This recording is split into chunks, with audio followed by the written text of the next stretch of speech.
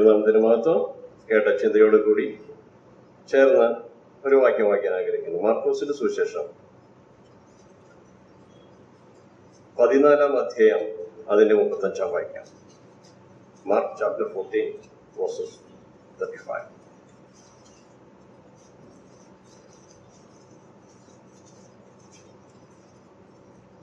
പിന്നെ അവൻ അല്പം മുന്നോട്ട് ചെന്നു നിലത്ത് വീണു, കഴിയുമെങ്കിൽ ഈ നാഴിക നീങ്ങി പോകണമെന്ന് പ്രാർത്ഥിച്ചു.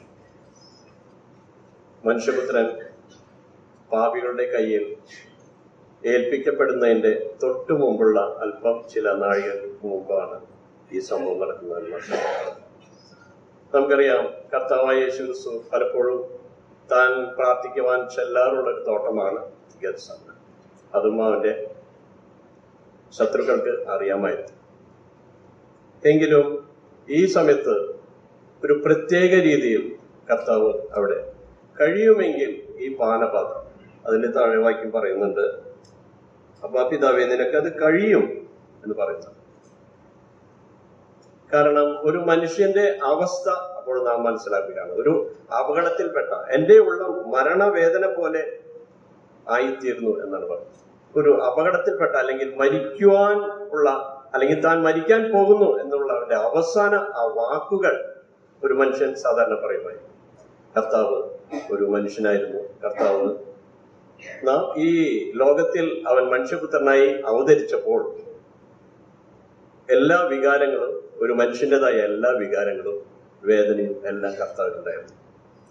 എങ്കിലും നിന്റെ ഇഷ്ടം തന്നെ ആകട്ടെ എന്ന് പറഞ്ഞ് അവൻ ഏൽപ്പിച്ചു കൊടുക്കുക. ഈ സമയത്ത് പിതാവ് എങ്ങനെയാണ് അവിടെ സ്വർഗത്തിൽ നിന്ന് ഇടപെടുന്നത്? നാം നമുക്കുള്ള സ്വത്തുവകകളോ അല്ലെങ്കിൽ നമുക്കുള്ള പല കാര്യങ്ങളും നമ്മൾ ഒരിക്കലും ഉപേക്ഷിക്കാനോ അല്ലെങ്കിൽ മറ്റുള്ളവർക്ക് വേണ്ടി വിട്ടുകൊടുക്കാനോ തയ്യാറുള്ളവരല്ല. എന്നാൽ വലിയവനായ ദൈവം സ്വന്തം പുത്രനെ അവിടെ ആദരിച്ചില്ല എന്നാണ് നാം കാണുന്നത്. എന്ത് ഗുണമാണ് നമ്മളിലുണ്ടായിരുന്നത്? ഒരു ഗുണവും ഉണ്ടായിരുന്നില്ല. ഒരു കാൽക്കാശിന് പോലും ഗുണമില്ലാത്ത നമ്മളെ ഒരു ഗുണമില്ലാതെ തന്നെ അവൻ നമ്മളെ വീണ്ടെടുത്തു. ആ മാനവരാശിയുടെ ആ പരിഹാരത്തിനായി സ്വന്തം പുത്രനെ നമുക്ക് വേണ്ടി എത്തിച്ചു. നാം സങ്കീർത്തനത്തിൽ വായിക്കാറുണ്ട്, ഒരു മനുഷ്യനെ നിങ്ങൾ കൊല്ലേണ്ടതിന് അവൻ എത്രത്തോളം അവനെ ആക്രമിക്കും, അവന്റെ പദവിയിൽ നിന്ന് അവനെ തള്ളിയിടുവാൻ അത്രയേ അവർ നിരൂപിക്കുന്നു. എന്നാൽ കർത്താവ് നമുക്ക് വേണ്ടി എല്ലാം സഹിച്ചു, അടികളേറ്റു, കാൽവറി ക്രൂശിൽ കൈകാൽ വിരിച്ച് അവൻ തലയിൽ ആ മുൾക്കിരീടം അണിഞ്ഞ് ദേഹമാസകല മുറിവേറ്റ് ആ ചോരയൊഴിക്കുന്ന ആ രംഗം നമുക്ക് അറിയാം. എന്നാൽ ഇന്ന് മരിച്ചടക്കപ്പെട്ട കർത്താവിനെയല്ല, ഉയരത്തിൽ വസിക്കുന്ന മഹത്വത്തിൽ പിതാവിന്റെ വലത്തുഭാഗത്ത് നമുക്ക് വേണ്ടി പക്ഷപാതം ചെയ്യുന്നു. ആ വലിയവനായ ദൈവത്തെ നമുക്ക് ഓർക്കാം.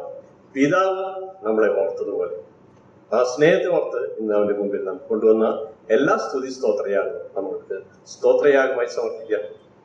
ദൈവനാമത്തോടെ വളരണം.